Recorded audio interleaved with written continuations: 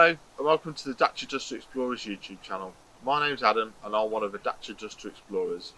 In these videos you'll see myself and other explorers driving green lanes, commonly known as the hobby of green laning. Some of these lanes can be easy, some can be incredibly difficult if not dangerous, but all offer a beautiful feeling of escapism. If you have any doubt about the green lane you're driving, get out and walk the lane first, making a mental note of places to turn around if needed and thinking about strategies to overcome difficult sections, because reversing after a failed attempt to get along the lane can be incredibly difficult and very risky. We abide by the Green Lane Association Glass Code of Conduct for driving these lanes and respect all others using the lanes, including horse riders and walkers, as we all have a part to play in keeping these routes open for everyone.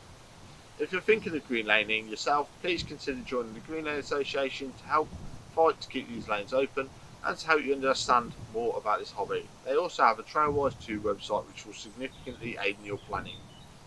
Please don't forget to like and subscribe to the YouTube channel to get updates on new videos and check out our previous massive video collection. For more information head to the website www.dacia2explorers.co.uk, and finally, thanks for watching, stay safe and enjoy your trips.